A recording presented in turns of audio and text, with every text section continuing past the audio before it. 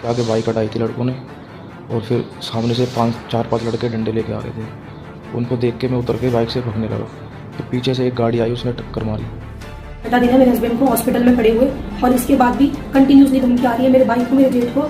मुझे बिल्कुल safe feel नहीं हो रहा। नॉर्थ दिल्ली की वजीराबाद थाना इलाके के जगतपुर में रहने वाली महिला यूट्यूबर व्लॉगर्स के साथ हुए 2 महीने पहले हुई छेड़छाड़ का विरोध करना महिला के पति को भारी पड़ा।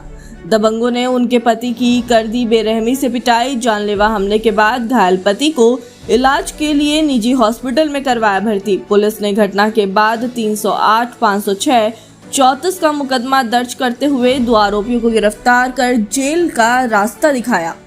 पुलिस की कार्रवाई के बाद भी पीड़ित यूट्यूबर के परिवार को मिल रही जान से मारने की धमकियां। पुलिस की कार्रवाई से पीड़ित पक्ष संतुष्ट नहीं। दबंग के डर के साए में जी रही पीड़ित महिला। वजीराबाद थाना इलाके की जगतपुर निवासी प्रवीण नाम का शख्स बुराड़ी संत नगर से घर वापस आ रहा था। रास्ते में कुछ दबंगों ने उसकी बाइक को हिट किया और बड़ी ही बेरहमी से मारपीट की, जिसका एक सीसीटीवी फुटेज और सोशल मीडिया पर लगातार कई वीडियो भी वायरल हो रहा है। इस जानलेवा हमले में युवक के हाथ और पैर में फ्रैक्चर आया और शरीर में कई जगह गंभीर चोटें आई हैं, जिसका इलाज अभी भी नजदीकी अस्पताल में जारी है। दरअसल आपको बता दें पूरा मामला क्या है। सोशल मीडिया पर व्लॉग्स बनाने वाली एक युवती ने आरोप लगाते हुए बताया कि वह सोशल प्लेटफॉर्म पर व्लॉग्स बनाती है। वहीं सोशल मीडिया का काफी फेमस चेहरा भी है। वहीं उनका मायका वजीराबाद में है। करीब 2 महीने पहले 5 मार्च को वह अपने घर से मार्केट निकली थी। वहां पर बैठे कुछ युवकों ने उनको देखकर गंदे इशारे किए, जिसका विरोध यूट्यूबर महिला ने किया, लेकिन युवती के विरोध करने पर मामला शांत हुआ और यह बात यूट्यूबर अपने पति को बताए, जिसके बाद पति और उसके पति का बड़ा भाई दबंगों को समझने के लिए गए, लेकिन दबंगों ने उनकी बड़ी ही बेरहमी से पिटाई कर दी। उस दौरान वजीराबाद थाना पुलिस ने पूरे मामले को देखते हुए महिला यूट्यूबर के बयान पर 354, 323, 509, 34 का मुकदमा दर्ज कर कार्रवाई शुरू की, लेकिन कार्रवाई के बाद भी लगातार पीड़ित परिवार को दबंगों द्वारा जान से मारने की धमकी मिलती रही, जिस पर वजीराबाद थाना पुलिस में कोई एक्शन नहीं लिया। पीड़िता ने आरोप लगाते हुए कहा कि बीते 8 मई को उनके पति बाल कटवाने के लिए जगतपुर से संतनगर मार्केट गए थे, लेकिन जैसे ही वापस आ रहे थे तो पीछे से उन्हें दबंगों ने अपनी कार से उनकी बाइक में हिट किया और करीब 8 से 10 दबंगों ने उनके पति की लाठी डंडों से बड़ी ही बेरहमी से पिटाई कर दी, जिसको लेकर वहां के लोगों ने दबंग का रूप देखकर छुड़वाने की कोशिश भी नहीं की। इस मारपीट के कुछ वीडियो भी अब सोशल मीडिया पर वायरल हो रहे हैं। तस्वीरों में देखा जा सकता है किस तरीके से दबंग बड़े ही बेरहमी से इस व्यक्ति की पिटाई कर रहे हैं। इस बात की सूचना पुलिस को मिली, लेकिन जब तक पुलिस मौके पर पहुंची तब तक दबंग बदमाश घायल शख्स को कटीली झाड़ियों में फेंक कर चले गए, जिसमें घायल नजदीकी अस्पताल में इलाज के लिए भर्ती करवाया, जहां उसका इलाज जारी है। पुलिस ने फिर मामले को देखते हुए आईपीसी की धारा 308, 506, 34 में मामला दर्ज करते हुए 2 दबंग को गिरफ्तार कर जेल का रास्ता दिखाया। आपको बता दें इस वारदात के बाद पीड़िता परिवार काफी डरा हुआ है और दिल्ली पुलिस से इंसाफ की मांग कर रहा है। पीड़िता का कहना है कि दिल्ली पुलिस की तरफ से कोई खास कार्रवाई नहीं की जा रही है। यदि समय रहते दिल्ली पुलिस ने 2 महीने पहले कड़ी कार्रवाई की होती तो शायद आज ये विवाद किसी जानलेवा हमले तक नहीं पहुंचता। फिलहाल आपको बता दें वजीराबाद थाना पुलिस इस पूरे मामले की जांच अभी भी गंभीरता से कर रही है और वायरल वीडियो के आधार पर आरोपी की तलाश जारी है। मैं कटिंग कराने गया था अपने दोस्त के साथ और कटिंग करा के आ रहा था। 12 बजे गया था मैं और 2-2:30 बज रहे थे जब मैं वापसी आ रहा था। तो उन्होंने मेरी बाइक के आगे बाइक हटाई थी लड़कों ने और फिर सामने से 4-5 लड़के डंडे लेके आ रहे थे। उनको देख के मैं उतर के बाइक से भागने लगा। फिर पीछे से एक गाड़ी आई, उसने टक्कर मारी। टक्कर लगने के बाद मैं पुश्ते के नीचे गिर गया। फिर लगातार लड़के उतरते रहे और मेरे पे डंडे चलाते रहे और इतनी बुरी तरह मारा मुझे।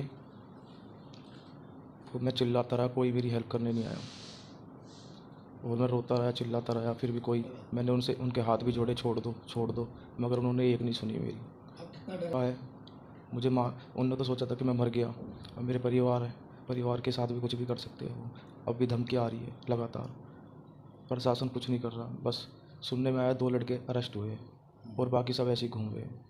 प्रेरणा शर्मा नाम है सर। प्रेरणा जी, क्या मामला है जो वीडियो वायरल हो रही है और साथ ही कई तरह की बातें कही जा रही है कि इंसाफ की भी बातें करी, आप बार बार कहीं ना कहीं सोशल प्लेटफॉर्म पे आके लोगों से मांग कर रहे हैं कि हमें न्याय दिया जाए, क्या मामला?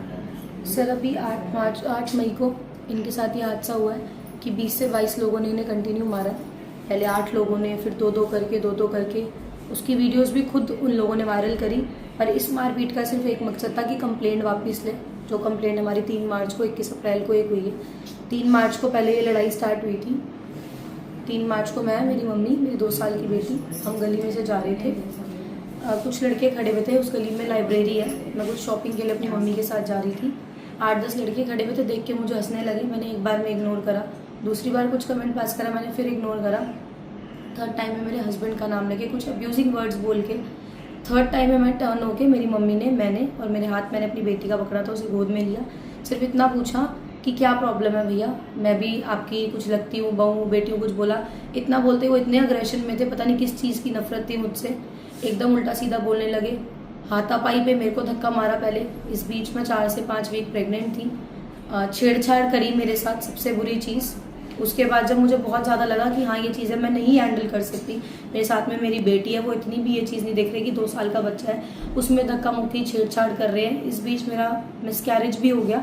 जब मैंने अपने हस्बैंड को कॉल करा, मेरे हस्बैंड और मेरे जेठ आए। इन्होंने आके सिर्फ उन लड़कों से पूछा कि क्या प्रॉब्लम है, क्या दिक्कत है।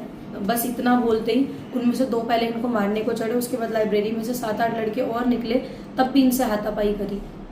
ये सिर्फ 2 थे। सब चीज़ें देख के गली में भीड़ लगने लगी। मेरा भाई, इनके भाई और लोग इकट्ठे हुए। सेल्फ डिफेंस में हाथापाई दोनों तरफ से हुई। दोनों की क्रॉस मुकदमे दर्ज हो गए। आगे प्रशासन का काम था सॉल्व करना। इतना होते ही PCR आई, दोनों पार्टीज़ को MLC के लिए ले गई। मेरे ससुराल वाले घर में कुछ भी नहीं पता था कि बच्चे कहाँ हैं, बच्चों की क्या बात हुई है। उन्हें सिर्फ ये पता था कि अपनी मम्मी के घर गई हुई है, मम्मी भी वहीं गए हुए हैं, बस इतना पता था। मेरी सास, जेठानी और 2 बच्चे घर में अकेले थे। उन लोगों ने 20-25 लोगों ने मिलके हमारे घर पे पथराव करा, गाली गलौज करी, बहुत ज़्यादा गाली गलौज करी। औरतों को डराया धमकाया, गेट खोलने की धमकियाँ दी, गेट खोले। और 3 औरतें सिर्फ घर में अकेली थी। क्या करते उन औरतों के साथ मुझे इस चीज़ का भी कोई अंदाज़ा नहीं है। इतना होने के बाद भी हमने सिर्फ कंप्लेंट्स करी कि कोई बात नहीं, जो फैसला होगा प्रशासन लेगी, दिल्ली पुलिस लेगी, न्याय दिलवाएगी। ये चीज़ें ख़त्म नहीं हुई थी। रोज़ धमकियाँ आ रही थी। कभी गली में से कोई लड़का निकल रहा है, मेरा घर और ससुराल काफ़ी पास है, गली में से निकल रहे हैं, मेरे भाई को, मेरे हस्बैंड को धमकियाँ दे रहे हैं। पर मैंने नहीं सोचा था कि धमकियाँ देना और सच में ये चीज़ आज इनके साथ कर देंगे। इन सब चीज़ों से निकले, बहुत परेशान थे, घर से निकल भी डर के रहते। छोटी सी बेटी है, कहीं जा रहे हैं बहुत सेफ्टी से जा रहे हैं, किसी को कुछ बता नहीं रहे हैं। जैसे कि मेरा काम ही सोशल मीडिया पर है, हर चीज़ लोगों को पता होती है, पर फिर भी अपने काम को भी काफ़ी कम करा। इस डराव में मैंने 21 अप्रैल को सर सोशल मीडिया इन्फ्लुएंसर हूँ, व्लॉग, रील्स, सिर्फ ये काम है मेरा और मेरे हस्बैंड का, दोनों का। तो जब ये जो लोगों ने हमला किया, इन लोग कहाँ के रहने वाले हैं, कैसे आप लोगों को कैसे जानते हैं, विवाद किस बात को लेकर शुरू हुआ? सर विवाद सिर्फ छेड़खानी पे था और पता नहीं किस चीज़ की दुश्मनी है मुझसे, क्योंकि मैं पर्सनली किसी भी एक लड़के को नहीं जानती। ये गांव के नाते सिर्फ नाम और गली के बच्चे हैं, इतना जानते हैं बस। मई को क्या हुआ मैम, जो मारपीट हुई उस दिन क्या हुआ? सर मई को ये हुआ, ये अपने एक दोस्त के साथ कटिंग कराने संतनगर पुस्ते से जा रहे थे। आते हुए 2 घंटे बाद ही आए, 11:30-12 के बजे ये गए होंगे, 2-2:30 बजे ही आए। 2 लड़कों ने पहले इनकी बाइक के आगे बाइक लगाई। इन्हें कोई अंदाजा नहीं था कि इनके साथ आगे क्या होने वाला है। ये भागते इतने, बाइक से उतरे पूछने के लिए, 3 लड़के आगे से डंडे लेके आ रहे थे, 3-4 लड़के। उन्हें देख के डर के पीछे की तरफ भागे। जैसे ही पीछे भागे, वैगनर गाड़ी थी वाइट कलर की, इनको हिट करा, ये पुस्ते के नीचे गिर गए। पुस्ते के नीचे गिरते ही 8 लड़के नीचे आए, 10 लड़के नीचे आए। इनको कंटिन्यूसली 8 लड़कों ने पहले मारा, उसके बाद 2-2 करके एंड तक इन्हें कम से कम 12-13 मिनट तक वो लड़के पीटते रहे। बाकायदा इनकी पूरी वीडियोस बनाई और खुद मेरे पास इंस्टाग्राम पे फेक आईडियों से शेयर करी, गांव के लोगों को भेजी, काफ़ी स्प्रेड करी, इंस्टाग्राम पे डाली, शायद इन्हें डिफेम करने के लिए। और आगे भी मुझे पता है, आगे हमें एक तो जान का बहुत खतरा है, इसके बाद भी इन्हें मारा जब उन्हें लगा कि ये मर गया। इनका फ़ोन तोड़ दिया, इनकी चैन खींच ली, इनका पर्स निकाल लिया और इस हद तक मारा। एंड में ये बोल के गया कि आ जाओ, अब मर गया।